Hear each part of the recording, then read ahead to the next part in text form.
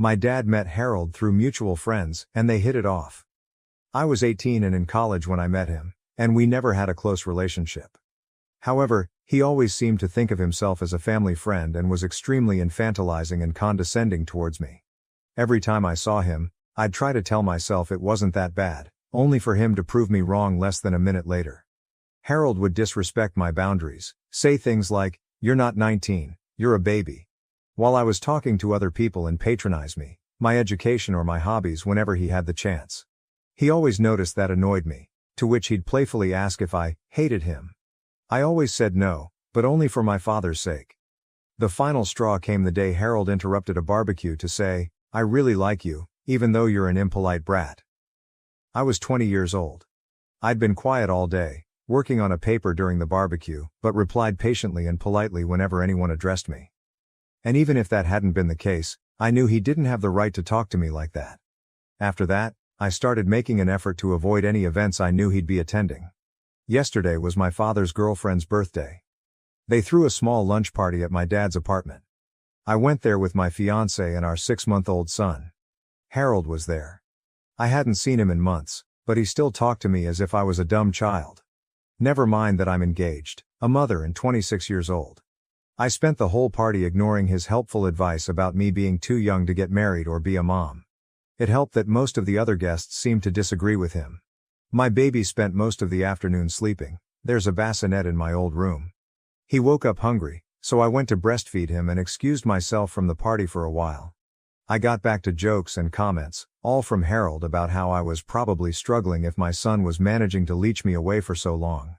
He went on to interrupt a conversation I was having with another of my dad's friends to question pretty much everything about my parenting. He doesn't even have custody of his daughter, by the way. And to make more comments about my age. I decided I couldn't take it anymore after he asked if I'd thought about giving my baby up for adoption. I got my son and told my fiancé we were leaving. We said goodbye to everyone except Harold. When we got to the door, Harold came to ask why we were leaving. I tried to make up an excuse, but he kept trying to make us stay. After a small back and forth, he jokingly asked if I hated him. And this time I said, "Yes, I do. Can we go now?" He didn't say anything and we left. On the way home, my fiancé said he was proud of me. My father called this morning to say the opposite, and we had a small fight, but ultimately decided to drop the subject. I'm sure this isn't over, but if it keeps going, it won't be because of me. This is far from my proudest moment and a small part of me regrets it, but I'm done with that guy. Edit. Jesus Christ superstar, that's a lot of comments. To answer some common questions, I don't think Harold is in love with me. Harold didn't tell me to give up my son. He asked if I'd thought of doing so when I got pregnant.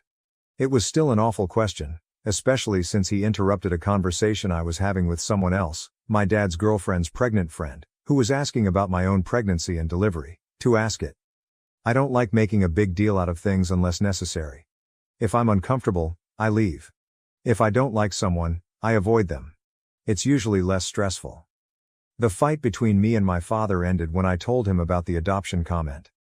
I don't think he gets that's not the only reason I left, but it was definitely what broke the camel's back. I really don't need my father to stop being friends with Harold. He's a grown man capable of making his own crappy decisions. I never told my dad I hated Harold because I never thought I had to like him in the first place. He's my father's friend, not mine. And I've been distancing myself from Harold since I was 20, meaning I haven't seen him much in the last 6 years. My fiancé was on the other side of the room and wasn't listening to Harold's comments. I filled him in when we got to the car. He's 100% on my side. Update August 18, 2023. Hey guys. I wasn't going to write an update, but I just got some free time and I figured I'd fill you in. I'll start by addressing the very frequent assumption that Harold has feelings for me. I really don't think that's the case. His comments always came out as annoying and condescending, but never sexual. But I will say that your comments scared the shit out of me. And the fact that the general consensus was "fuck Harold" was weirdly heartwarming. I also want to add that, while I did regret what I said a little bit, I never doubted I'd done the right thing. I think most of my regret came from the fact that my 8 years of keeping the peace were over. It took some time for the relief to sink in. Truth be told, I've been wanting to do this since the barbecue incident, which was when I went from "I don't like that guy" to "I can't stand that guy." My father called Harold the day after I made my previous post. When confronted about the adoption comment, he tried to twist it as him being genuinely concerned about me being a mom so soon, and that he didn't think I knew what I was doing. He did apologize to my father. I don't buy any of that. The next day, my dad told me about the call. He said I should forgive Harold for what he thought was an honest misunderstanding. He also told me I should apologize too, since I'd overreacted by telling Harold I hated him for such a small reason. Many of Harold's past comments were made with my father close by. It often happened in the middle of conversations with other people, so he'd be too distracted to register them. He also wouldn't notice them most of the time.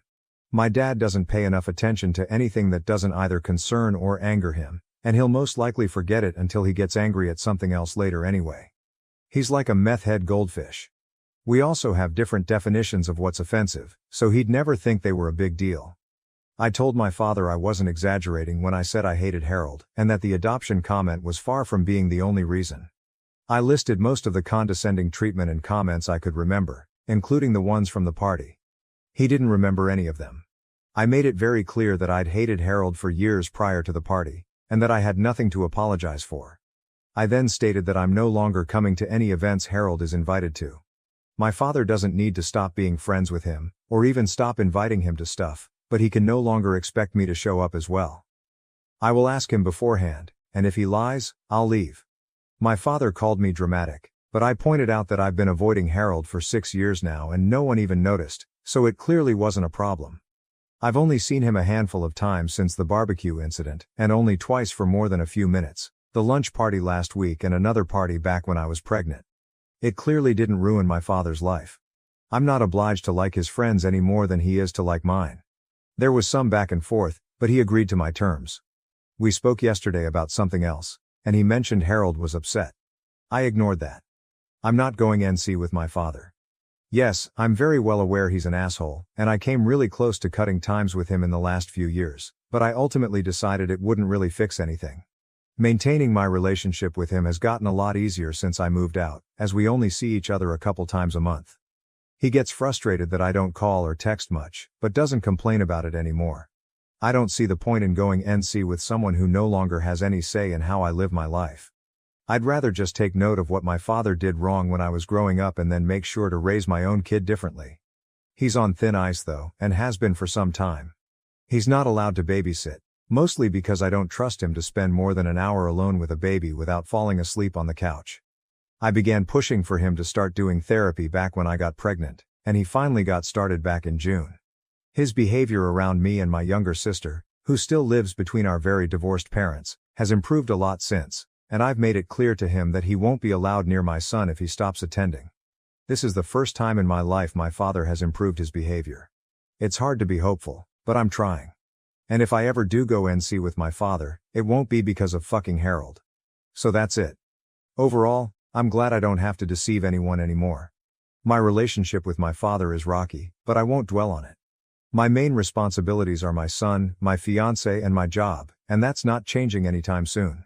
And to those who mentioned Jesus Christ Superstar and Blue Oyster Cult in my last post, has anyone told you you're fucking awesome today? Because you are.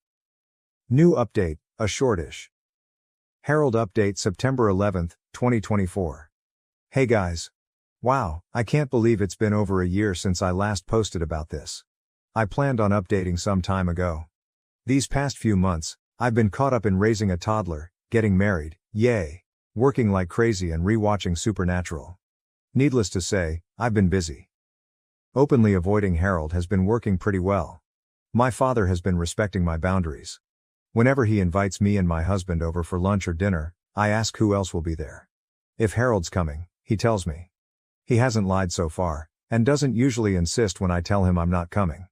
Since my last post, I've only seen Harold once, at my dad's birthday party a few months ago. Yes, I knew he'd be there. My father promised he'd tell him not to talk to me. Also, some of my father's friends' kids, most of whom I used to babysit, would be there. I hadn't seen them in a while, and I love them more than I hate Harold. I ended up spending most of the party with my son and the kids. Harold didn't talk to me at all, so I guess my father was true to his word. My husband and I did catch him staring at us a couple times, but I decided to ignore it. I caught my husband staring back once, and the walking marshmallow I married actually managed to look threatening. I love this man, You know who did talk to me? Harold's girlfriend. Yes, he has one now. She interacted with me twice. First, she came over to coo over my son before making a comment about how he needed a haircut. Ha ha ha, I already hate you. Later, she approached me and said, "You're shy, aren't you?" I said no. She laughed and said, "Yeah, you're shy." She said all that in the same tone one would use to talk to a 6-year-old. I managed to keep my expression schooled. Otherwise, I would have told her I'm not shy. I just chose to spend the whole party with the kids because they were better company than her and her annoying-ass boyfriend. So yeah, based on both my interactions with her, Harold's girlfriend is insufferable. In other words, they're perfect for each other. I don't have much else to add. My father broke up with the woman he was dating last year, long fucking story, and has a new girlfriend. She is not annoying or psychotic, and I actually really like her. They won't last a year. My relationship with my father is still not perfect, by the way, but it has improved. He's actually started apologizing to me a lot more often. I don't know whether it's the therapy or the fact that motherhood has apparently made me terrifying, but I'll take it. And I'll give credit where it's due. He's a very good grandfather. I'm also glad my father is respecting this Harold boundary. I very much don't want this man in my life. Honestly, I'm pretty satisfied right now. My little boy is thriving. Part of me really misses the baby times, but I grow prouder and prouder every day. Getting to know my kid has been fantastic. I just found out that my wife has been cheating on me with multiple partners for the past 2 years. Original post, August 3, 2024. I'm in shock and I really need some advice right now. Me, 40M, and my wife, 37F, have been married for 10 years, and we recently celebrated our anniversary. We have 2 wonderful kids together. Since the beginning of the year, things have been off between us.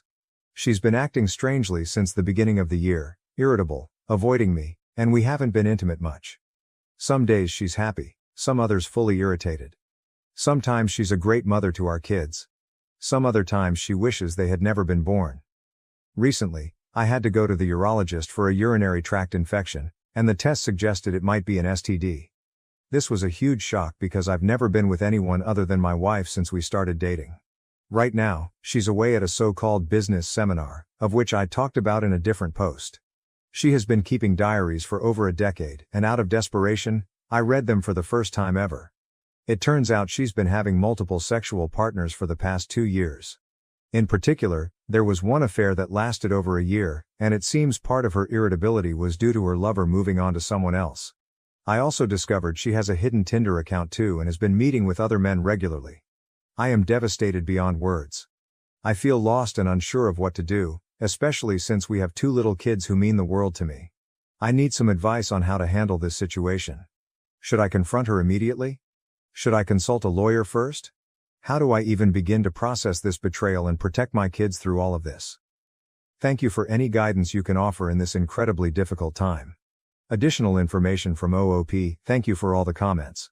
As everyone's suggesting, I'll try to consult discreetly with a lawyer ASAP, gather as much evidence as I can, get the STD treated, and as painful as it is, perform paternity tests on my kids. To be honest, I'm a complete mess right now and cannot think properly. All kinds of thoughts are crossing my mind. Part of me still loves her and wants to forgive her, the other is just full of disgust and hatred, and wishes I've never even met her at all. I wish I could just disappear right now. Comments. Commenter 1. Copies of evidence to lawyer go full NC, server. Don't drink, work out. Good luck. Commenter 2. Get proof, get a lawyer, do what the lawyer says. Commenter 3. Assuming an open marriage has no appeal to you, take a deep breath and start lifting weights and eating right. These will help you process the emotions in a healthy way instead of drowning in the bottle. Don't say anything to her. Document all evidence. Talk a lawyer first before making any moves. It's probably been happening your entire marriage. Get paternity tests on your kids. Suggest 23andMe as something fun. Plan your next move and execute on it like a divine masculine. Treat the divorce and custody battle like a business negotiation. Keep emotions low. Remember, this is going to be extremely traumatizing to your children. Keep their mental health at the forefront always. Do not talk badly about your wife. If she tries to destroy your relationship with them or lay the blame at your feet, just stay calm. Tell them you love them and this is between her and you, but you both love them very much and it's nothing they did. Don't tell them about your wife's indiscretions until they're old enough to handle it, if ever. Update. September 11th, 2024, 1 month later. Thank you all for your invaluable advice and support. It has been a tremendous help during this difficult time. After my last post, my in-laws kindly offered to look after the kids while my wife was away at her seminar. They remain unaware of the turmoil I've been experiencing. I use this time to go through her diaries and take pictures of their contents. Each entry felt like a stab in the back, leaving me in a state of shock and disbelief. I just don't recognize anymore the person I thought I knew and loved for over a decade. To avoid going into too much detail, the revelations in the diaries would make any movie or TV series I've ever seen pale in comparison. She has been involved with at least 6 different men over the past 2 years. These affairs occurred not only during her so-called seminars but also during short business trips, dinners and other supposed work-related events. Meanwhile, I was at home, taking care of the kids and naively believing I was supporting her career. Some entries vividly describe how great these encounters were for her, all while expressing gratitude towards me for being a devoted husband and father, without a single trace of remorse. This lack of guilt and the extent of her deception make me question her emotional and mental state. While reading through the diaries, I felt an overwhelming sense of despair and was seriously contemplating suicide. In the end, I sought refuge with friends for a few days, as I felt I couldn't be alone, otherwise I'd do something that could never be taken back. They really supported me a lot during this time and helped me get in contact with a therapist. I'm now taking regular therapy sessions once per week. They also help me in getting in touch with lawyers specializing in divorce. I'm also getting treatment for my STD as well. Returning home after picking up the kids from my in-laws was an emotionally devastating experience. I couldn't bring myself to smile at all. At some point, while contemplating all the possible ways I could end my life, my daughter just looked at me and saw my face. Without saying a word, she just came over and wrapped her arms around me. At that moment I broke down, held her tightly and burst into tears in front of her. She's my sweet angel, and the shame of having considered leaving my kids to suffer under their mother's disdain was almost too much to bear. For the first few weeks after finding out, I could barely sleep at all and had to depend on sleeping pills just to get through the nights. My motivation was at an all-time low, affecting both my home life and my work. I forced myself to continue exercising, and found out it was the only thing that actually made me feel better during this time. To whoever said in the previous post that I shouldn't give up on doing exercise, thank you, you may have just saved my life. The stress intensified after my wife returned from her trip. Initially, it took all my energy to hide my disgust at her and the knowledge I had gained about her actions. I've somewhat got used to this now, but it remains emotionally draining. She did notice that something was off, but still appears to believe that I am entirely unaware of what has transpired. Her lack of shame is staggering. Just recently, she asked me to buy her the expensive gift I promised her for our 10-year anniversary, for which I made an excuse to not buy yet, despite her going into another business trip just the day after our anniversary, which was described in extremely painful detail in her diaries. To make matters worse, she was even arranging to meet her latest partner on the day of my birthday. Nowadays I've started to feel a lot better, thanks to exercise and therapy. I had never been to a therapist before in my life, and to be honest, I am regretting not having done it sooner. Despite my wife betraying me in the worst possible way, part of me still thought that maybe all of this was my fault. Maybe if I had done this. If I had put more effort into that. I blamed myself for a lot of things. My therapist helped me see through it that, while I could have done some things differently, in the end, I cannot be held responsible for the actions she chose to take, and no one deserves to be betrayed in the way I was. If I'm at fault for anything, it's for blaming myself for everything, always putting her needs ahead of my own, and trusting her unconditionally without question.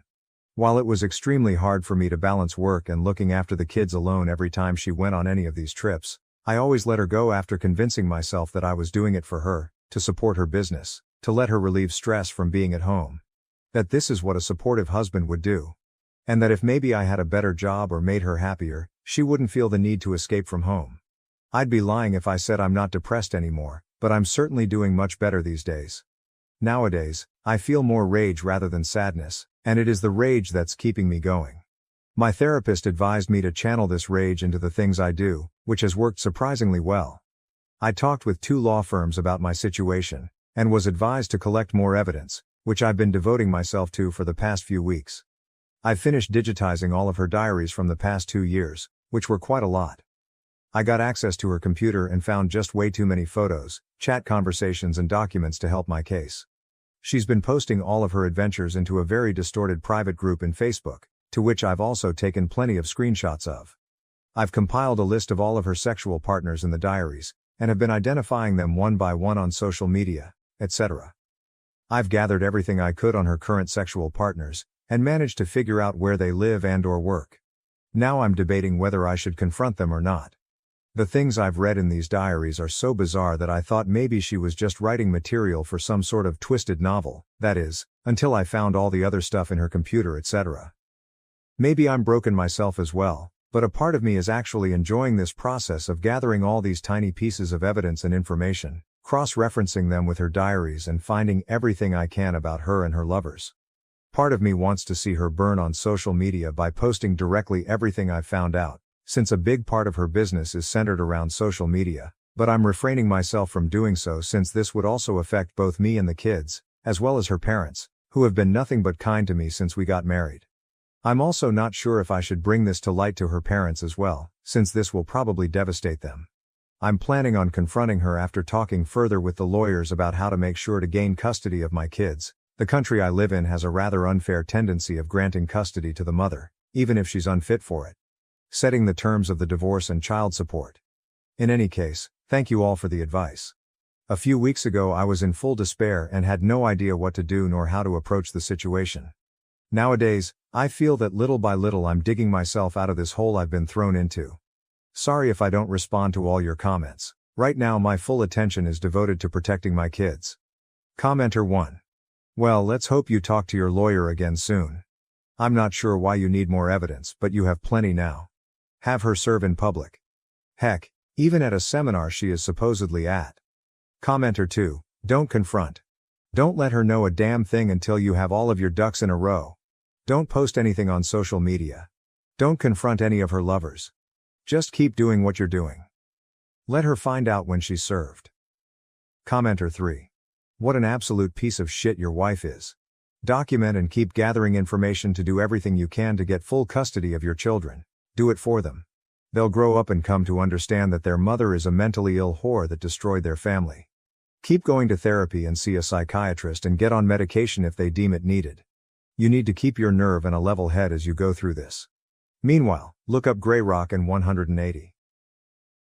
My girlfriend said she was with a friend, but that same friend was with me choosing an engagement ring. How do I address her lie? God, this is a doozy. I swear my life feels like a movie right now.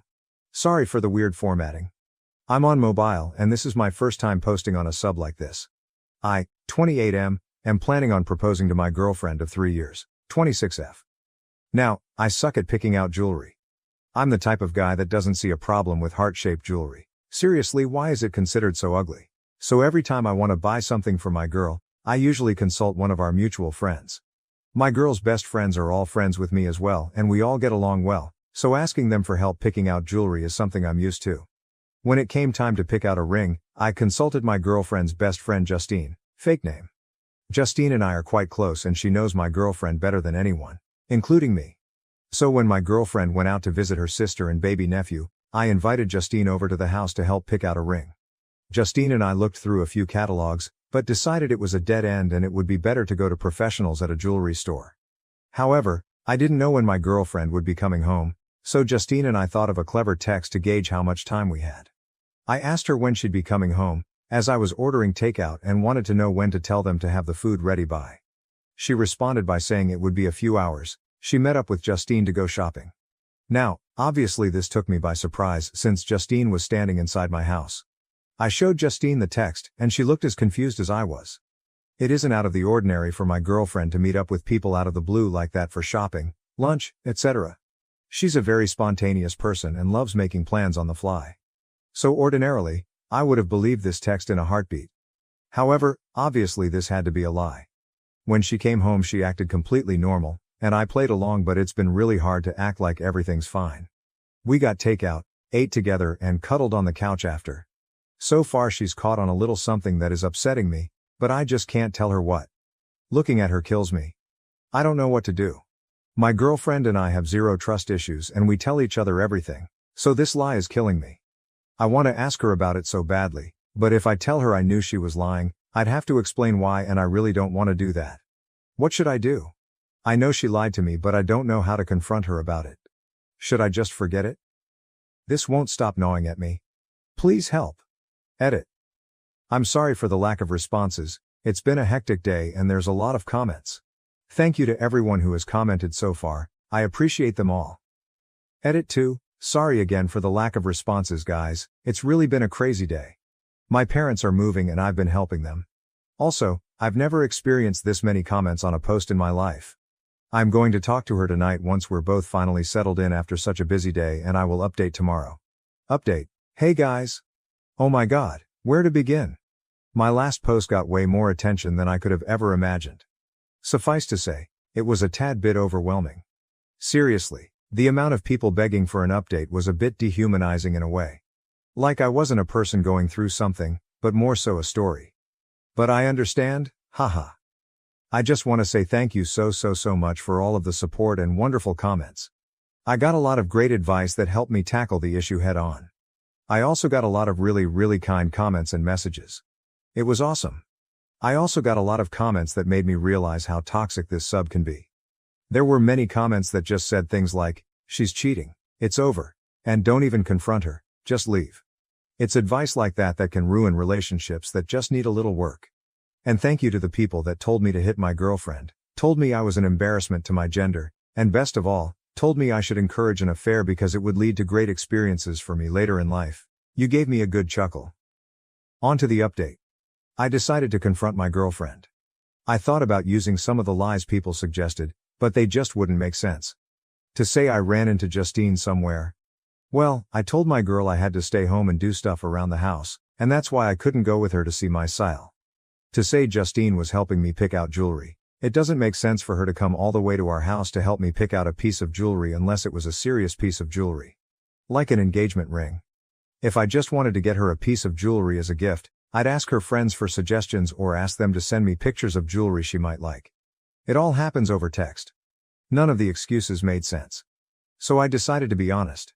I basically just said that I knew we'd been thinking about marriage and she probably knew a proposal was coming soon, so I invited Justine over to help me find her the perfect ring, and that so happened to be the day that she said she was going to see her. So, what's the deal?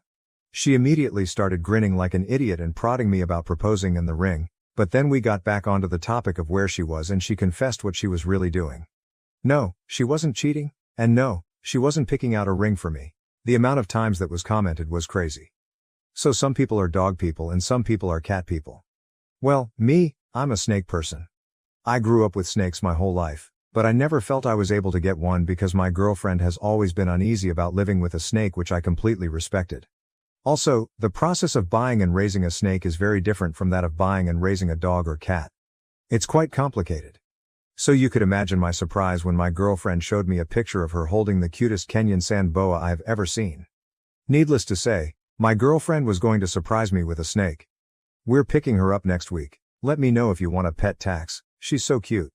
I definitely did not expect this and I feel bad for ruining the surprise, but oh well. Life is good. Sorry if this isn't the ending you guys wanted or expected, just a snake. 3 weeks ago, I got beat up defending 2 girls. My girlfriend felt unsafe, grew distant, and moved to her parents, leaving me to recover alone. First of all, I want to thank every single one of you who commented on my last post. The love and support I received was immense and it actually made me feel a little better in the mess of it all. Thank you from the bottom of my heart. All of the following happened yesterday, so excuse me if I ramble a bit, it's all fresh in my mind. Original post. Mandatory. I have been with my GF Sarah for 3 years and been living together for 1.5. She is honestly everything I have ever wanted and I am planning on proposing somewhere next year. So 3 weeks ago I was out with Sarah at a local bar drinking and having a great time with her as it was just after quarantine had ended where I live. At around 3 a.m. we decided to head home. As we headed to the parking lot where we had parked, we noticed a group of 2 girls and a guy who was clearly drunk trying to hit on them and get them to go to his house. The girls were clearly very uncomfortable and trying to find a way out. Sarah told me that we had to do something and I told her to go call the cops and get someone as well because the very least I wanted was her to get hurt during this. So I approached the group and tried to pretend I was the boyfriend of one of the 2 girls and long story short I got my ass kicked. The guy was at least 6 feet 4 and 220 pounds, whereas I'm 5 feet 11, 167 pounds. I'm fairly muscular myself, but there was no way I could have taken someone that big. I knew it from the start. At least from all the noise we had made, a lot of people rushed to the scene and the girls got away safe. I was rushed to the ER because the motherfucker had broken my ribs, which had punctured my right lung. Yay. After that incident, Sarah has grown distant from me. Even though she visited and stayed with me at the hospital, she hasn't been the same since. And I thought she just needed time to move past this. However, 5 days ago she told me that she is not the same person after what happened, and she doesn't know if she feels safe with me after I got beat up like that. Honestly, hearing that hurt me more than when I got my ribs broken. She has moved to her parents for the time being, and she told me she needs time. Meanwhile, I had no one here to help me, so my brother left his 2 boys and wife to move in with me. I know I'm just venting at this point, but I don't want this to be over like that. Reddit, is there anything I can do to salvage the situation? Update. Until yesterday it had been 14 days since my last contact with Sarah. My brother had left 4 days prior because I felt bad keeping him away from his family for so long, plus I could take care of myself to some extent. So around 2 p.m. while I was making lunch, I heard the doorbell ring. I go to open the door and there she is. Sarah. With tears in her eyes, eye bags, frizzy hair, looking like a total mess. During the time we've been together I've seen her in her ups and downs, but I'd never seen her in such a horrible state before. So I let her sit on the couch. We still hadn't said a word as we were both dumbfounded. I was so overwhelmed by emotions, I wanted to hug her. I wanted to full blast her. I didn't even know what I wanted to do. So I did nothing and waited for her to talk. After 5 or 10 minutes of silence she starts sobbing and saying she's sorry and then crying. At this point I can barely hold myself together. So I hold her hand and try to calm her down so I can figure out what is going on. After a while she finally somewhat calms down and starts talking. And that's where it got bad. Something that I didn't include in the original post, because it wouldn't make sense anyway, is that Sarah's mother has been divorced and remarried once. From what Sarah has told me, her biological father cheated on her mother while she was still a kid, and that's why they broke up. And that's also why she doesn't have any kind of relationship with her father. It seemed odd when I first learned about it, but I didn't question it. That is not the whole story though. Sarah's biological father didn't only cheat on her mother. He was a drug addict that also used to beat her up frequently. Without getting into a lot of graphic detail, in one instance when Sarah's brother tried to intervene and protect her mother, he ended up getting beat up too. So when she saw me intervening and getting my ass kicked in the bar incident, it triggered some kind of PTSD in her head that she could not control. That's why she had grown distant and eventually left. It all spiraled out of control and she could not handle it. In those 2 weeks we'd been apart, she'd barely eaten or slept and even made some really dark thoughts which I'd rather not go into. She told me as a horrible girlfriend for leaving me alone in my condition, and that she doesn't expect us to be together again after that, which I told her isn't the case. So we have a very long road ahead of us.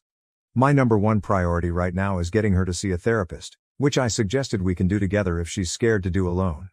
So yeah, that's where we are at. Some of you were right, that there was some deeper issue behind what happened, but I could not have possibly known. I also wanted to take this opportunity to say something that I got messaged about a lot. I got a lot of comments and messages saying that I was a moron for what I did at that parking lot and that I should mind my own business next time and not play the hero, etc. First of all, I did not initiate the fight with the dude. As I said when I got there, I tried to pretend I was the boyfriend of one of the girls in case. When that didn't work, I got between the girls and the dude, trying to create some space between them, and that's when he started to push me and eventually started throwing punches. Secondly, no matter how hard I hit the gym, I would never be able to take that guy one-on-one. As I said, I'm pretty fit and I've been working out for several years, but the fella was a lot bigger than me. Unless I had a gun or something, which isn't legal in my country, I was doomed. Finally, for the people telling me to mind my own business, well, let me tell you exactly what I was doing. It is mine and everyone else's responsibility to look after the ones who can't protect themselves in this shitty world. No, I do not consider myself a hero, nor did I do it for the show. I did it because in some other instance one of those girls could have been my girlfriend, sister, mother needing help. And these girls were somebody else's girlfriend, sister or mother. If I was put in that situation 100 more times, I would act the same. Edit. I also talked to her about the proposal I wanted to make this year. I was planning on doing it as a surprise, but in the way things have turned out, I figured it would be better if she knew it first. We both agreed it should be delayed for now. Neighbor's shed encroaches on our property, stalling house plans for over a year. How can I finally get it removed after battling him for so long? Original post July 3, 2024. My dad owns a vacant but desirable property in NY, neither of us currently reside there. He is passing the property along to me so I can build a house to live there. The property has been in my family since 1937. It took about $10K for him to get the title cleaned up with a lawyer. Last spring I had a survey done that showed the neighbor's shed encroaches on the property by about 7. Setback is 12, so needs to move around 19 back. The neighbor even said to my surveyor that my dad should just sell him the land. With this encroachment my dad is unable to pass along a clean title to me, and without a clean title I'm not able to secure a home building loan. I was going to work with the neighbor to amicably remove the shed, but he swiftly blocked my number and didn't answer his door when I was in town last August. I looked into the town codes and the penalty for the violation is $100 a week. He also does not have a permit for this shed, which is necessary per the town's code of any structure over 120 square feet requiring a permit. Since I didn't live there, I got the city involved. The building inspector told him to remove the shed from our property. Neighbor ignored and refused for about 5 months. Then the building inspector had the city attorney write him a letter in January giving him 60 days to respond. The inspector has not given us a copy of the letter. We've requested it multiple times now, so I'm unsure of what all was said in the letter. I've also requested that the inspector enforce the penalties as well as an injunction to padlock his shed for further use. Those requests were ignored as well. We didn't hear back for about 90 days from the neighbor after the attorney's letter, but he agreed to move the shed. Woohoo, right? He then said we need to get surveyors to pin where he should move his shed so he doesn't have to do it twice. We have 3 different surveys of the property, and there are pins at each corner. I called our surveyor and it would be $700 to mark where he should move the shed. I felt that I shouldn't be responsible for getting his shed into compliance. This is his violation and I've been patiently waiting and delaying an entire year. I don't care if he isn't within the full means of the 12 setback, he just needs it off my property to appease me at this point. Initially I was willing to get the surveyor out again and pay for it, but my concern is that if we do that he's still not going to move it in a timely manner and keep moving the goalposts for us. Neighbor even said it would take 5 months after we pin the property. I don't know why he thinks it will take 5 months to move the shed. I called around and got a quote from shed movers. One said they could do it next week for $575. I've got a lawyer in my back pocket who will be my last-ditch effort. It's expensive. A letter alone will be $1,500, and will take a long time, so I don't love that idea. He said we could do a revocable license for the bit of land, but I'm not giving the neighbor anything at this point. I want to put a driveway and definitely a fence there now too, so I'll need that land. At this point I understand why my neighbor is being a jerk. He wants to get away with whatever he can. But I can't understand why the building inspector is letting him get away with everything. Why no penalties? Why no injunctions? He was very unhappy when I called the town clerk and asked for more information because the inspector doesn't answer mine. He's been so ineffective on this and it's having real repercussions for us. We're renting in an HCOL area that we don't like and would love to have made progress this year to move ASAP. The neighbor should have racked up at least $4,400 in penalties so far, and an additional $2K for the 5 months he wants to tack on. I feel like that would invoke actual pressure for him to move it, right? So what is my next step here to get this done ASAP? Is there someone above the inspector with the city that can help me with this? How can I get the town to actually enforce the movement of this shed and its penalties without being such wet noodles about it? Any ideas? Relevant comments. Turk Gonzo, 75. This is brutal. Once this is all settled and your house is done, you're going to have to live next door to that asshole. OOP, IKR. We're budgeting for a very big fence and floodlights. SLP 1965. Does this neighbor have connections with the government? Is it a good old boy kind of place? Seems so fishy. OOP. You're not the first one to ask this exact same question with the same phrasing. I don't believe so. I think the inspector is just ineffective, but who knows? Commenter, it's on your family's property. I'd burn it down. OOP, ha yeah, trust me. We've thought about that a million times. Editor's note. OOP rehashes the OG post, editing that part out. So yeah, everyone wants me to burn this shed down, bulldoze it, see it on the property line, or just move it myself. This is in a small town in NY. I don't want to cause waves with neighbors and I need the building inspector to not hate me when I build my house. I'm not going to destroy his property, but I'm interested in moving it myself. Is it legal for me to do that since he's been given so many notices and the town has ordered it to be moved? If I give him a notice, is that enough, or do we need to have an attorney write a letter? My concern is that our neighbor seems like he's got money to mess with us, and I don't want any repercussions falling on my dad. I'm afraid he'd sue for some kind of damages or trespassing or something. IDK, he's a jerk. Could we be held liable for this even if we give warning? What are my actual options here and how to go about this with the lowest risk of repercussions? Update September 11, 2024. So a few weeks back I went to Home Depot and we bought a Sawzall. We went to the neighbor's property in the middle of the night and, nah, not really. For all you burn it downers and Sawzall it sayers, my attorney said by no means do anything like that. He said do not touch it, in any way, ever. So thank you to everyone for the solid and rational advice of talking to attorneys and, as frustrating as it is, utilizing our government resources as recounted below. So I escalated this with the town and bothered them to no end. I got all the way up to the town supervisor and he was very frustrated on my behalf. I told him I've been dealing with this situation for a year, that the neighbor has been told to move the shed by the inspector and town attorney, that I've already had 3 surveys of the land to prove the encroachment, and that the property is properly demarcated with pins. He asked why the building inspector was having yet another surveyor go out there and said he would just have someone measure where the shed needs to be moved using the survey. He says he will personally get involved in this and will give the neighbor 1 week to get his shed moved. I get a call back with him later that day with a junior building inspector, taking direction from the senior inspector while he's out of town. On the line and womp womp, he totally changes his tune. He said I have to get a surveyor to go out there to pin the property line again, but specifically next to the shed. They could never answer me why it was my responsibility to pin a specific spot on my property for a shed that shouldn't exist there in the first place, solely for the benefit of the neighbor figuring out how far back to move his shed to get it into compliance. I'm fuming now, and I also figured out that the senior inspector forgot that I had sent him the 3rd survey showing the encroachment in the spring, which should have begun the penalty violations. He also didn't provide that to the neighbor who needed it and had been asking for it. He just thought I didn't provide the survey. Even the junior inspector was embarrassed and frustrated for his lack of help and thoroughness with my case. At this point I'm still adamant that I don't want to get another surveyor out there, it will just take too long.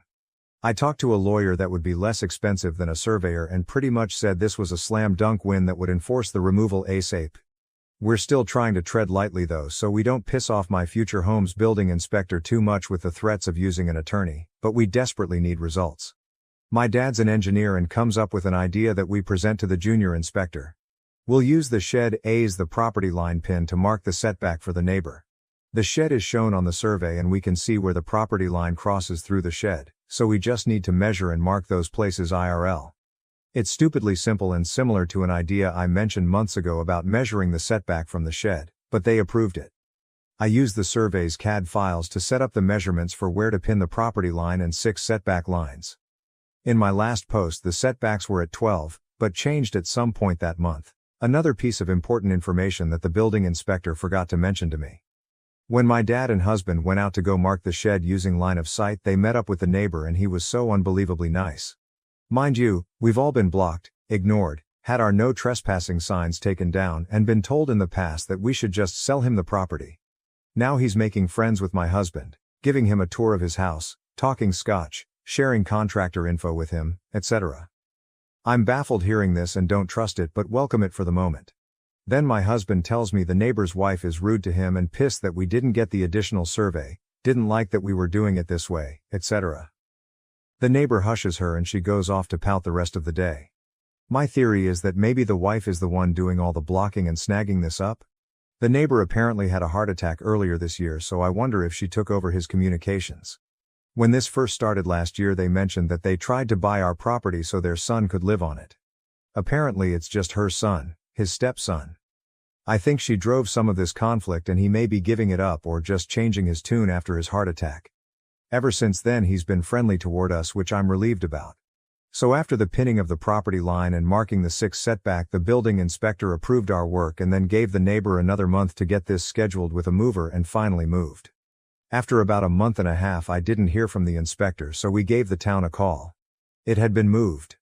We went forward with our final survey to confirm that our land is clear of encroachments. It's cleared, but the neighbor only moved it 3.6 off the property line, short of the 6 setback. WTAF? I got a letter today from the building inspector saying he passed it and the case is officially closed. I absolutely do not care that it's only 3.6 back instead of 6. I'm just glad he's off my land and can now move forward. But seriously? I don't know how this got approved, but I'm in awe of the incompetence of the inspector. I guess I'll just have to see what all I can get away with too. Anyways, that's my shed saga. Thanks for reading. TLDR, I escalated the issue of my neighbor's encroaching shed to the town, finally reaching the supervisor who sympathized with my year-long frustration over the shed encroaching on our property. Despite previous surveys proving the encroachment, the building inspector asked for yet another surveyor to pin the property, which made no sense. After much back and forth, my dad, an engineer, suggested using the shed itself as a marker for the property line. Surprisingly, the junior inspector approved this. When my dad and husband marked the property line, the neighbor, once uncooperative, was suddenly friendly. After some delays, the shed was moved, though only 3.6 feet instead of the required 6 feet. Despite the inspector closing the case, I'm relieved it's off my land and can finally move forward, though baffled by the whole ordeal. My church banned our youth worship leader for condemning Christian nationalism. The band plans to walk out during their next performance. My church's youth group has a youth band that leads worship during youth, but the church also has them lead worship on Sunday mornings every few weeks, to promote the youth band when the usual worship team has a week off. I'm not in the band, but I often help with lyric PowerPoints along with another girl, but not when the band plays on Sundays. The main singer of the youth band is the daughter of a youth assistant, and the daughter is an assistant too. We'll call her Emma, she's 20.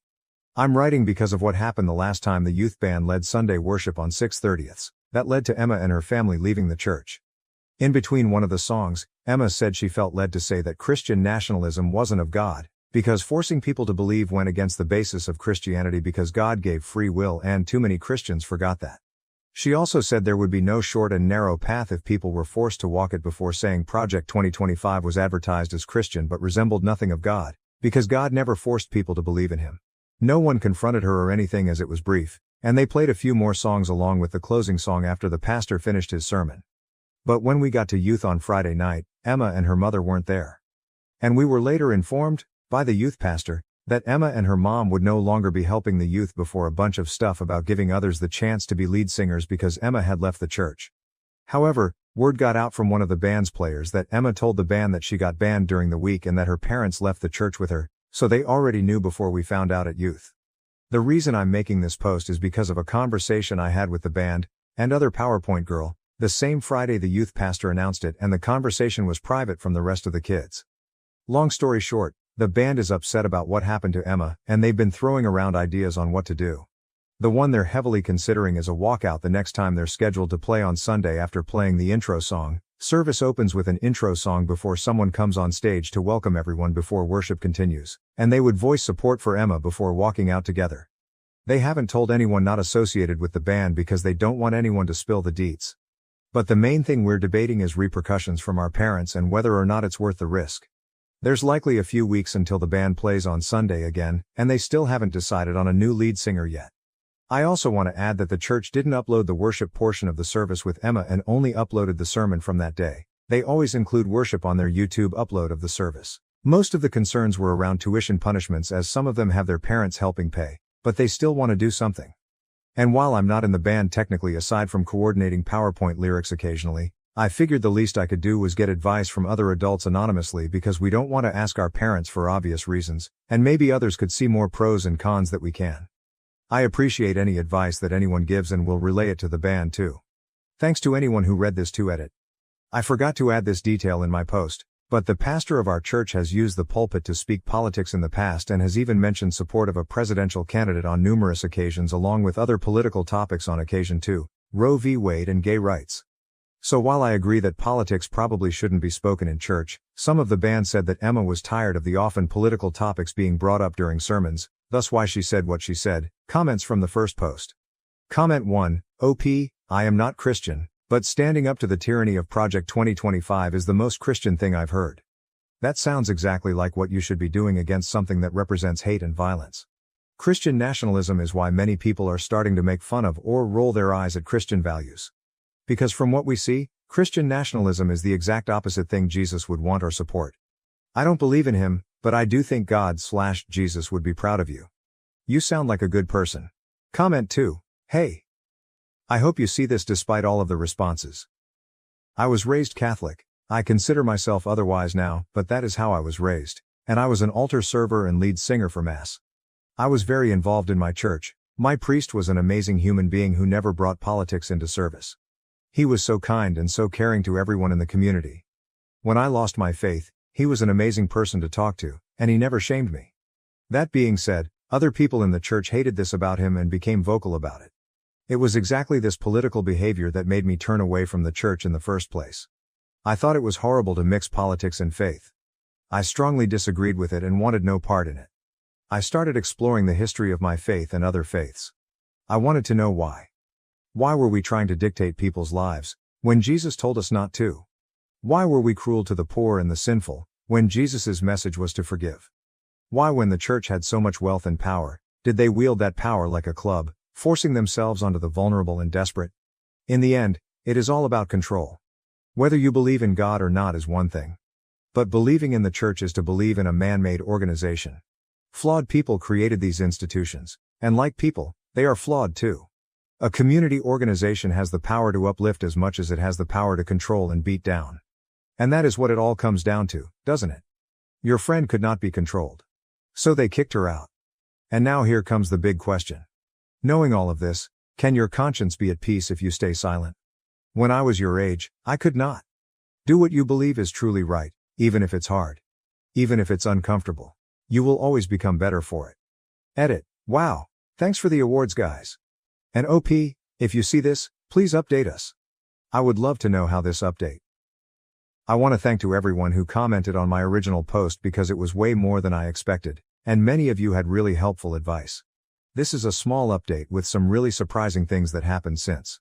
First, the band is still going through with the walkout, and they're keeping it within the band so that no other kids tell their parents who might tell leaders. It would have been awesome to include others, but the risk of the church catching wind was too great.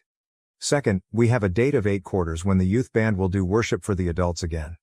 Third, the youth pastor appointed a singer from within the group who will take turns singing on Sundays with future participants in the coming weeks. Fourth, the new singer agreed that the church's handling of Emma was BS.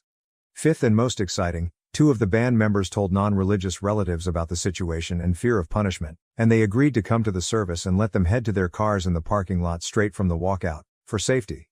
They won't leave the lot in case some parents try to claim kidnapping, but will be in their cars if all goes well, and the rest of us are going to ask our relatives too. Sixth, one of the band members told a teacher they knew from school who's thinking about coming and walking out too. And seventh, one of the band members wrote a little something that the lead singer will read before they walk off stage. And it would be great if anyone with editing experience could help to make it clearer or provide advice on what to add. They tried to keep it short. I will make a post about their write-up in the near future. Here's how we hope it happens. The band will play the opening song, which officially starts service, and usually lets people know it's starting. Many make their way from the foyer during the intro song. And after someone gives the welcome prayer after the opening song, the lead singer will then give the speech before the band walks off stage, and I will walk out with them from the pews along with relatives' friends. One relative said she might bring some people she knows too, which could make more of a statement to the church to see adults leaving too. One of the relatives will also record the whole thing in case any parents don't react well to it, and I will update after it happens. If anyone has any further advice, it would be appreciated and I'll bring it to the band. Most of the band, outside of 2 seniors, aren't old enough to vote this year, but this is a chance to stand up for what's right against something that is adamantly infusing itself into Christianity, Christian nationalism, and making Christianity lose all of its respect in our opinion. We don't expect change to happen in the church as a result of our walkout, but it's a small thing we can do to say we did our part when faced with it ourselves. Another commenter put it best when she asked if we'd be able to live with ourselves if we did nothing, and the answer has been no for us so far. I also want to add something I forgot to clarify in my first post. Emma didn't say what she did out of the blue. She'd been vocal about the pastor talking politics for some time according to the band, and I've seen much of it too. However, a lot of people sent DMs disagreeing with the band's decision. So before I get into it, I want to give specifics of what the pastor has done. The pastor mentioned Trump from the pulpit numerous times, including the aftermath of the 2020 election, to voice discontent over the results. He has also celebrated Roe v. Wade's overturning from the pulpit, Pride Month during June, and even compared Trump's legal trial to how Jesus was persecuted leading up to his crucifixion. Things that have no place being vented about from the pulpit, and this has happened over the course of a few years. I received a few DMs in the aftermath of my first post, and some were encouraging while others not so much. A few people, who said they were Christians, said that Emma was wrong to use the microphone to hijack the service, with her words, because she should have talked to the pastor first, while calling her actions immature. However, when I showed the band the advice from my posts, I also told them about the DMs, and they said that Emma spoke to a leader about the pastor's political sermons in the past.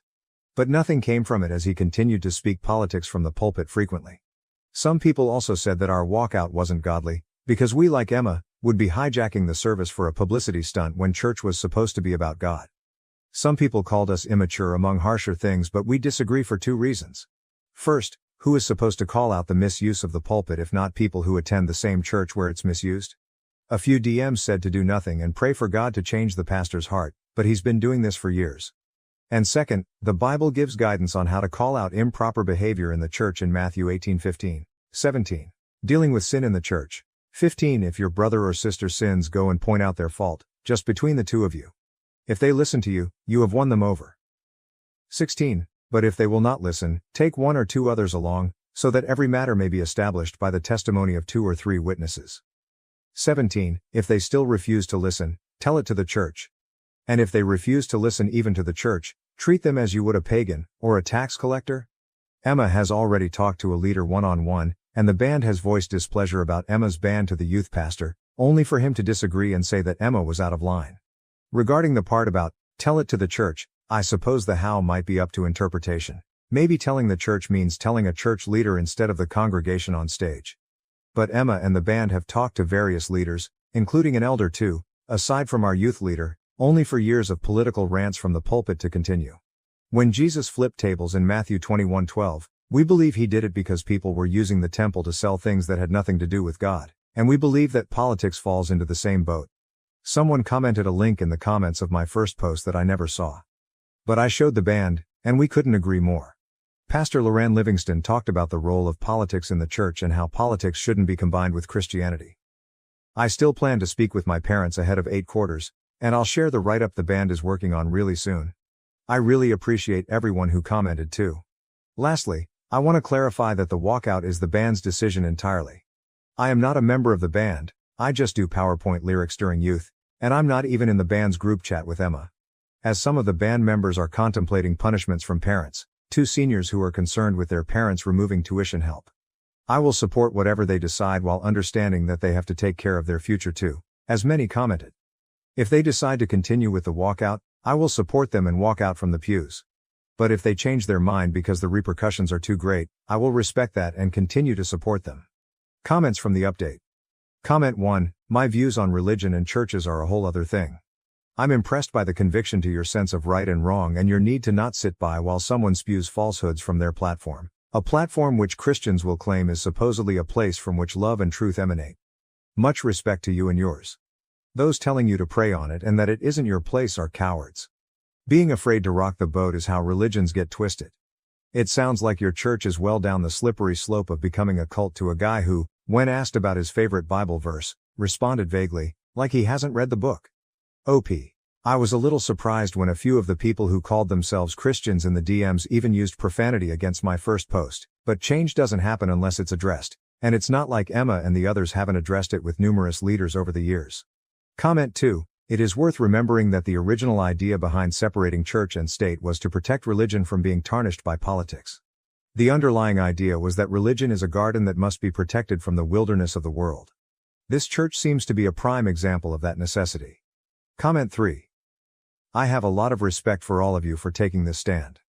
Christian nationalism has no place in the church. It is completely against the teachings of the Bible. Stand strong in what you are undertaking. You are biblically grounded in your stand. The church was given its mission by Jesus, to preach the good news in order to bring people to Christ. The church is not, nor should it ever be, a mouthpiece for politics. I will keep all of you in my prayers. You are doing the right thing, even though it may feel scary. Standing up against power is never easy. Comment 4. Hey, Christian over here. First, I love that you have biblical references for what you guys are doing. Second, The idea of comparing Trump to Jesus, no matter the political views of yourself or the pastor, is quite honestly blasphemous, so you're 100% doing the right thing. And third, you might not be old enough to vote yet, but here's the thing: if you have conviction about anything, get passionate. In this case, get mad, rock the boat and use your voice. It's what we're called to do. Will it be difficult and scary sometimes? Yeah, absolutely, but things that matter often are.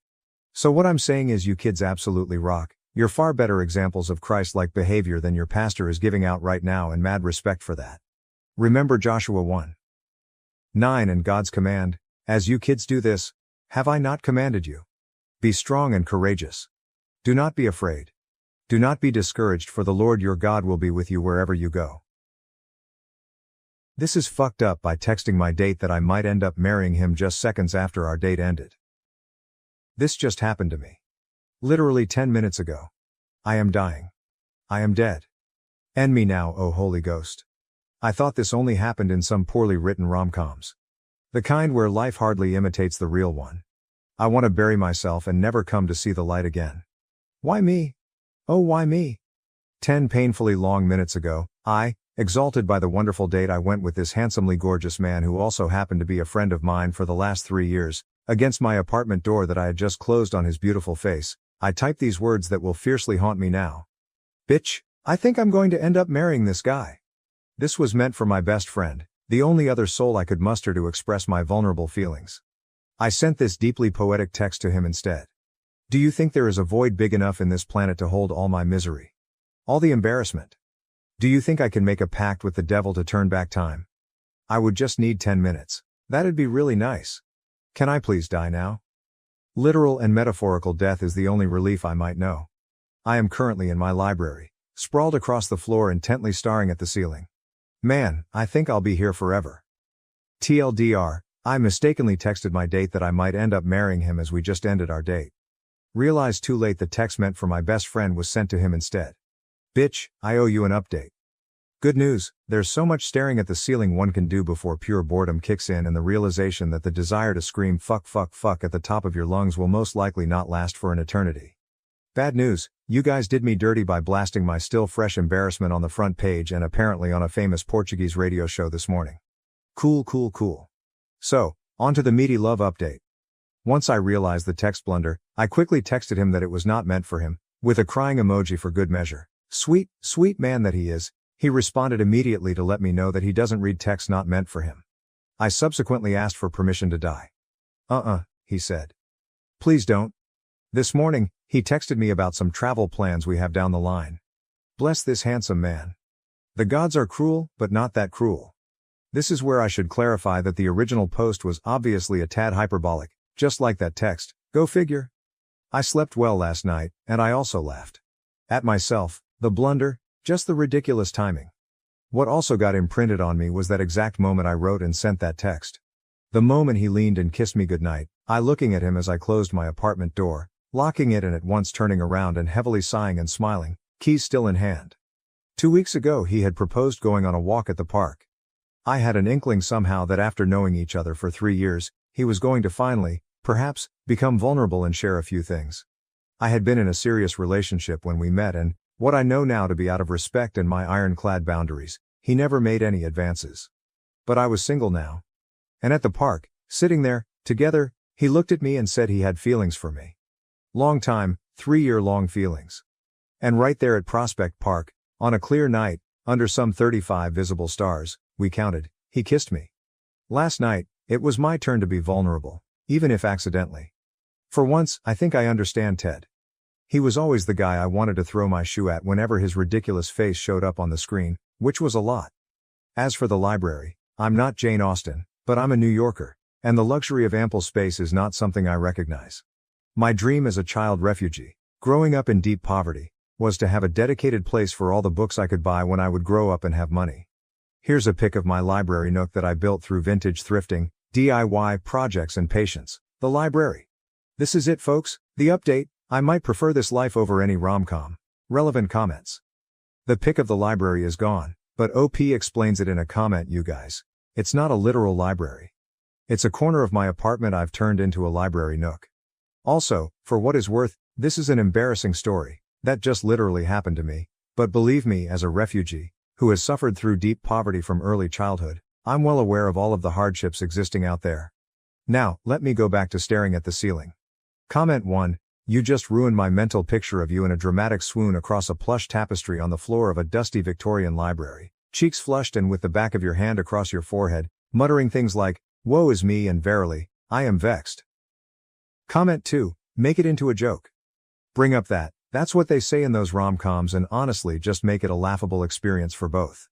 Example: "Bitch, I think I'm going to end up marrying this guy," says every girl on a rom-com. Make it into a quote. I don't know how to explain it, but I'm the type of person to turn my fuck up into a joke. OP, I'm probably going to greet him with a chirpy "Hi husband" next time I see him. Comment 3. You can only refer to him as bitch from here on out. Update: 3 years after I mistakenly pressed send, texting this gorgeous specimen of a guy I would marry him seconds after ending our first date, keys still in hand as I struggled to both text and lock the door and subsequently sprawled across my library wishing for the floor to engulf me, I did end up marrying the man. Damn, what in the world life. Thought I'd let you guys know since you did help me with your funny comments and shared shameful moments to eventually get myself up that fateful evening, dust myself off, and not commit cringe seppuku. It's been 3 years of pure joy and he's still as dreamy and kind, you guys. And it was kids, that's how I met your father after all. See you in the next chapter. TLDR, bitch, I married the man. Sending that text by mistake 3 years ago telling him I'd marry him right after our first date was just the truth. To ensure my parents were on time, I tricked them with an earlier start time on the invitation. Revealing the truth later. Embarrassed my mother. My M33 parents are late for everything. Like everything. Both my sisters and myself have been disappointed so many times. Graduation ceremonies, birthday parties, even my father's retirement dinner. It is completely my mother's fault. She is a wonderful mother and I love her dearly, she just does not understand the concept of punctuality. I have seen her talking to her sister on the phone and reminded her she needed to be at my baby sister's dance recital. She waved me off and arrived after my sister had danced. We are all used to it.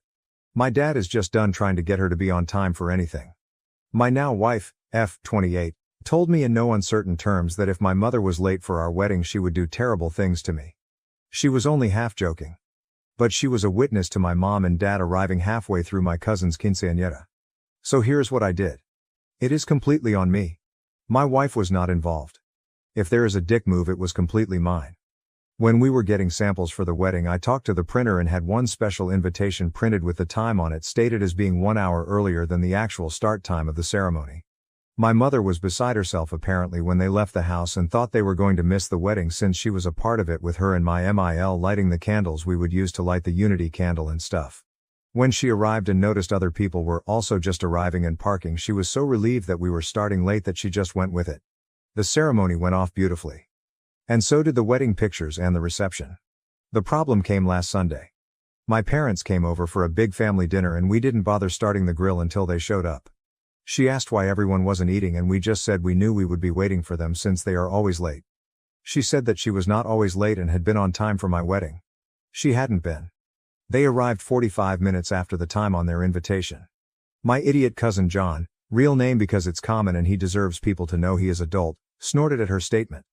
A few other people giggled or smiled at this and she picked up and asked what was so funny. I came clean and told her about the special invitation. She is pissed at me for not trusting her and making her look foolish in front of everyone. If my cousin had just controlled himself, she never would have known. Edit. Part of the reason she is mad is because she had her invitation framed. To be honest, I was already planning a heist with my sisters to replace it with the real one in case she ever noticed the discrepancy between hers and the one we have framed in our home. Edit number 2. Yeah, we are Latinos. And no, I do not in any way consider it racist. How many of you guessed that? I have been to Spain and it's an issue there too. And the Philippines, basically anywhere those guys were in charge. Edit 3. Stop defending John. He and I have spent 30 years messing with each other. I have an AITA story that ends with me getting an offensive tattoo, $5,000 for removal, and him getting a body cavity search at the Mexican border. I would post it, but it happened like 10 years ago. Verdict: not the asshole AITA for causing my cousin to have a body cavity search at the Mexican border, September 1st, 2022. Fine, you win. Here is the relevant part of the story. I grew up with my older cousin John. We constantly fight like in a cartoon. I also know I can trust him with my life. And he knows I will always have his back. We do, however, try and fuck each other over as much as possible. Because it's funny. So he and I went on vacation to Mexico. Things happened. I got a tattoo. Different story. Anyways, since we have relatives all over, I can always find anything I need. In this particular case, what I needed was some of the substance that cops use to train drug-sniffing dogs. It is not an illegal or controlled substance in Mexico. But the dogs will hit on you if they smell it. So I have to stay in Mexico a few extra days to deal with some of the situations he created.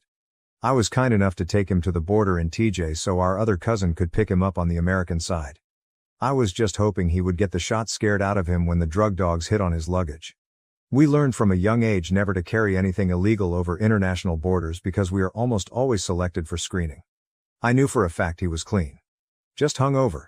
Anyways, it turns out that when a kid born in a certain South American country, carrying a Canadian passport, and only a backpack crosses the border and the drug dogs indicate he should be searched, he gets very thoroughly searched. And when they don't find anything, well, let's just look at the title of this post. He thinks I went too far. Edit: yes. I'm fully aware it was overkill. Can I defend my actions? Not really. Taken as a totality of our lives though, I still probably owe him for the stuff he has done to me. Like a lot. For the record, I did apologize. Update July 22, 2024, 2 years later. What happened? My parents have been embarrassed for 2 years now because of how I tricked them into being on time for my wedding. Pretty much every time I see them they say I was a dick not to trust them. Our church is very busy and full of young people. So lots of weddings. To the point where there are 3 weddings every Saturday all summer long. One at 10, one at noon, and one at 3. Sometimes, but not often, there is also an evening wedding. My little sister just got married. She snagged the noon slot. My mom got super involved in planning the wedding to prove that I'm just an immature asshole. She said that she would be on time and not miss anything. Side note. I personally hate when people clink glasses to get the bride and groom to kiss. At our wedding people had to sing a song. My cousin John has no shame and sang like 10 times. I think people were bribing him with alcohol. I set up a betting pool for kisses depending on how late my parents were. It cost $10 and if you guessed within 5 minutes you got a free pass to make my sister and her husband kiss. Almost everyone bet on time, because of the shitstravaganza at my wedding. The correct answer was 25 minutes. Only me, my dick cousin John, and his sister Yvonne got free passes for the kissing. And I bet $100. I was confident. We raised almost $1,500 for the honeymoon with my stupid idea. And I got to interrupt my sister's eating with my 10 passes. Win-win. Except for my mom, who thinks I did it to embarrass her. She literally helped plan the wedding and was still late. By over half an hour. We were literally cleaning up the decorations in my sister's colors while the next wedding was decorated after us. So that's that. My mom will never change. But I have harnessed her inability to give a shit about punctuality for the good of humanity. See you whenever my littlest sister gets married. Later. Stepmom falsely accused me of assault to block my inheritance at 21. Dad believed her and cut me off. 7 years later, he learned the truth. When I was 21, my stepmother falsely accused me of assault to prevent me from inheriting my father's wealth. My dad believed her and cut me off. 7 years later, he discovered the truth. Hello everyone. My biological parents divorced when I was 9, and they shared equal custody of me. I spent weekdays with my mom, who lived near my school, and weekends with my dad. Despite their separation, both parents were always kind and gentle towards me. While I was sad they were not together, I understood they both loved me deeply. A few years later, my dad met Gina, who would become my stepmother. When I was 11, my dad introduced her to me. She seemed nice, and my dad was clearly happy. He hoped we would get along well. Gina had twin daughters, Emma and Emily, who were 14 at the time. Raised without their father, the twins were quite immature and would throw public tantrums if they didn't get their way. As an introvert, I quietly observed their behavior. After a year of dating, my dad and Gina decided to marry when I was 12. Even my mom attended the wedding. I was excited to have a new family member. Initially, I thought my stepmother and I got along well. However, a few months after their honeymoon, she told me one morning that she didn't really like me. She said we needed to pretend to get along for my dad's sake when he was around. She also told me to stay out of her way when he wasn't there because she couldn't stand the sight of me, as I reminded her of my mom. Hearing her harsh words broke my heart. I had genuinely liked her and hoped for a good relationship. The twins overheard her and later teased me, saying my dad didn't love me and preferred them. I remember crying and telling my mom about it. She immediately called my dad and gave him an earful. My dad assured her that my stepmom would never say such things and that I must have misunderstood her. The following weekend, when I visited my father, my stepmother appeared upset. She stayed silent in front of my dad, but as soon as he left, she angrily whispered to me, threatening that she would ensure I no longer had a dad in my life if I ever told my mom anything about her. She also warned that she would divorce my dad and take all his money, leaving him destitute if I didn't keep quiet. At just 12 years old, I was terrified for my dad, so I nodded in agreement. From that day on, Gina made it her mission to make my life miserable in every way possible. Being a child, I felt I had to endure it silently. Whenever we were alone, she would say hurtful things to me and I would stay silent, hoping she would eventually stop bullying me. She would insult my height and weight, calling me ugly. I hoped my dad would notice, but he never did. He believed Gina and I had a good relationship and would often force me to go shopping and eat out with her and the kids. She would use my dad's card to pay for our meals but wouldn't let me eat anything substantial at the restaurant. I was only allowed to have soup or dessert, no main course. I would sit there miserably, watching them finish their meals while crying quietly. I would return home hungry and she would force me to go to bed without eating. Many nights I cried myself to sleep, both hungry and exhausted from her cruelty. At that point, I was at my wits' end, scared, angry, and frustrated with both my stepmom and my dad. This is why I dreaded visiting my dad on weekends. Every Friday evening, I would try to avoid visiting by coming up with excuses like a stomach ache so I could stay with my mom. My parents started noticing, and my dad would call, expressing sadness at not seeing me. My mom would urge me to tell her if something was wrong, but I always kept quiet, still scared of Gina's threats. When I was 14, my dad decided to take the whole family, including me, on a trip to Greece. Initially, I didn't want to go, but my mother told me it was a good opportunity to travel and see the world, so I reluctantly agreed to join them. As usual, Gina pretended to be sweet and kind in front of my dad, asking about school as if she genuinely cared. I noticed she would subtly tease me in her sweet voice, making hurtful comments that wouldn't outright portray her as mean. For example, whenever I mentioned playing basketball, she would joke that I needed to be taller for that sport, even though I was quite tall for my age. She would then say I should focus more on studies if I ever wanted to be successful. The twins would smirk and call me names like meathead, even though I had better grades than them. My dad would notice but choose to ignore it. Whenever I expressed that her comments hurt me, my dad insisted she was just teasing and that I should lighten up. Gina would nod and tell my dad that I had no sense of humor and needed to learn to have fun. This continued throughout the vacation. One day, in a moment of anger when she and the twins were teasing me about my weight while I was trying to enjoy the pool, I decided to retaliate. I told the twins that their double chins were embarrassing, watching their faces fall. I then turned to Gina and told her she shouldn't wear a shrug over her bikini because her huge stomach was still visible, making her look like a penguin. Gina's face turned red with embarrassment, and she ran back to the hotel room. The twins started yelling at me, calling me sexist and saying how horrible it was for me to say such things about them. Later, my dad confronted me, clearly angry. He asked if I had really spoken to my stepmother and stepsisters like that, and when I admitted it, he lectured me about how he had raised me better and that I should never talk to a woman about her weight. I argued back that they were criticizing my weight, looks, and height, but my dad forced me to apologize to Gina, who had locked herself in the bathroom crying after what I said. Gina and the twins made a big show of accepting my apologies. When I got home, I told my mom everything. She spoke to my dad, who tried to blame me for the whole situation. My mother threatened to call CPS on him if Gina ever commented on my weight or looks again. This scared my dad, and after that, Gina never said anything to me. However, she and the twins would blatantly ignore me whenever my dad wasn't around, which I honestly didn't mind. When I was 16, my mom went away for a few days, so I stayed with my dad and Gina. Gina complained about having to cook for one more person, so on my last night, I decided to make dinner since my mom had taught me to cook from a young age to be independent. Gina wanted to invite some friends over when she heard I was cooking. I prepared the meal, set the table, and served dinner. Everyone loved the food and praised me. My dad decided to do the dishes, so I went to my room. From there, I heard Gina and her friends talking loudly outside my window. Her friends were saying how lucky she was to have a nice husband and a great house. When they mentioned how nice it was that I cooked for them, Gina went on a rant about how annoying I was and that she couldn't stand seeing my face. She told her friends she couldn't wait until I was 18 so she wouldn't have to see me every weekend. When one of her friends mentioned again how nice I seemed, Gina admitted she had hoped I would fail at cooking so she could blame me for something. This shocked me because I was trying to be polite to her, even though I knew she hated me. As time went on, Gina's dislike for me only grew. During college, when I visited my dad for a few days at his insistence, Gina would completely ignore me.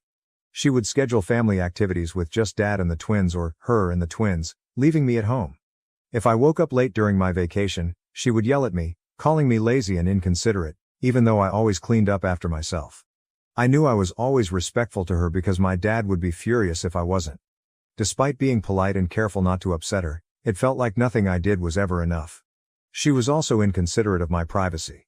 She would loudly enter my room while I was sleeping, waking me up or barging in without knocking, making me extremely uncomfortable. She would randomly search my room and look under my bed for reasons unknown to me. She refused to pick up dinner for me but did so for the family, never inviting me to join them. Despite this, I kept quiet, tried to stay out of the way and spent time with dad whenever possible. Now, on to the main incident. When I turned 21, my dad invited me to visit him, saying he had some important news to share. It had been a while since I last visited, so I felt a bit apprehensive, but my mother encouraged me, saying it was good news. I agreed and booked my tickets. Upon arrival, my dad greeted me warmly at the airport, and we drove back to his place. I asked him about the news, but he said he would reveal everything during the family dinner. When we arrived, I noticed the twins were home too. It had been a while since I had seen Emma and Emily. They didn't acknowledge my presence, and I didn't acknowledge theirs either. That night, during dinner, my dad started by expressing how proud he was to have 3 wonderful children. He spoke about his gratitude for having such a loving family and wanted to share some exciting news. The atmosphere was positive, and I felt a sense of anticipation as he continued speaking. He looked at each of us with a smile, including Gina, who had been giving me icy glares all day. My dad went on to say that he had recently lost a friend to a heart attack, which made him realize how lucky he was to have us. He had spoken to a lawyer and made a will. Upon hearing the word will, Gina and the twins perked up with excitement. Dad said he had decided to leave the house to my stepmom, as she was his wife. Gina beamed with pride and kissed him on the cheek. My dad's house was a 5-bedroom place, and if Gina ever decided to sell it, she could make a fortune. Dad then announced he was leaving his entire retirement account and his car to me. This wasn't just any car, it was a vintage car he had spent a lot of time and money maintaining. The car held sentimental value for both of us, as he often shared stories of his youth and adventures associated with it. As I processed this information, I realized that leaving the car to me was his way of expressing his love. As my dad spoke about his pride in me inheriting the car, Gina's expression shifted from pride to discontent. She exchanged glances with the twins, who seemed equally displeased. It was clear that the idea of me inheriting a significant sum of money and the beloved vintage car stoked their resentment.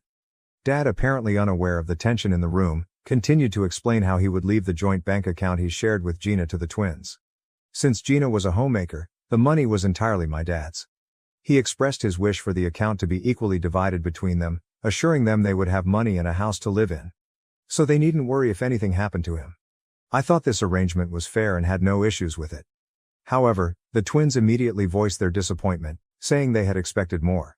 They argued that my dad should also leave them his retirement account, claiming I didn't need it anyway. When my dad questioned their reasoning, Gina chimed in, stating that as a guy I should find my own way, whereas they were women and needed more money for financial security. My dad reminded Gina that he had already taken care of their college funds and now they were also getting a house and a bank account, so they had nothing to worry about. Despite this, Gina kept insisting that I didn't deserve so much money. My dad firmly reiterated that his decision was final. I sat quietly, observing as the argument escalated. Suddenly, Gina burst into tears. We looked at her, startled, and my dad reassured her that there was no need to cry since he had divided everything fairly. Through her sobs, Gina claimed she had kept silent for years to protect the family but couldn't hold it in any longer. The room fell into awkward silence, and my dad and I exchanged confused looks. Despite the palpable tension, he gently encouraged Gina to share what was weighing on her mind. Amidst her sobs, Gina began to recount how, a few years ago, I had supposedly tried to force myself on her, but she had kept it hidden to protect me. I was stunned, completely blindsided by the unexpected accusation. Before I could even grasp what was happening, Gina started elaborating on her fabricated story. She told my dad that after our vacation in Greece, where we had an argument about weight and height, I would constantly stare at her and attempt to enter her bedroom uninvited. I sat frozen in my chair as she continued to concoct tales of how I would try to barge in every time she took a shower or get uncomfortably close to her face when we were alone. She claimed she dreaded having me over every weekend because she feared I would behave the same way with the twins. I tried to defend myself, vehemently denying the baseless accusations and yelling at her for having the audacity to make up such lies, but Gina continued to cry as if she were the victim. She went on about how, as I grew older, I made her increasingly uncomfortable and, on one occasion when we were alone, I allegedly tried to force myself on her. My eyes widened in shock, and the blood drained from my face upon hearing such a serious accusation. My dad looked utterly confused and concerned, his eyes darting between me and Gina, clearly at a loss for words. Gina continued her story, claiming she had suffered in silence for years, afraid to speak up for the sake of the family. I yelled at Gina, calling her a psycho, insisting there was no way I had ever looked at her inappropriately, let alone touched her. Gina yelled back that she was done keeping her silence and needed to expose a monster like me. The twins began shouting furiously at me, accusing me of putting their mother through this and using words like rapist and molester. My head was spinning, and it all felt like a bad dream. I couldn't believe how a pleasant evening had turned into such wild accusations. I looked at my dad for support, but he remained quiet, clearly trying to process everything Gina had said. He asked her if what she had spoken was true, and Gina nodded, asserting that she would never lie to him about his own son and that, as his wife, he should believe her. While I tried to defend myself, my dad asked Gina why she hadn't spoken up earlier. She explained that she feared no one would believe her since I was a minor trying to do inappropriate things with her. As a stepmother who had married my dad, she felt people would dismiss her words. She claimed she had to bear this silently to protect the family. I was crying at this point, begging my dad not to believe her. I never imagined Gina could fabricate such atrocious lies, especially after what she had put me through over the years. Unfortunately, Gina's manipulation had strained my relationship with my dad, and he seemed torn between trusting me and believing his wife. The twins, influenced by their mother's narrative, supported Gina's false accusations and yelled at me to leave their house.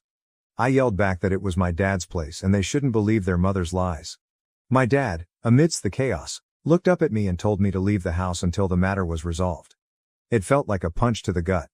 Being rejected by my own father, who chose to believe his second wife over me, left me hurt, confused, and betrayed.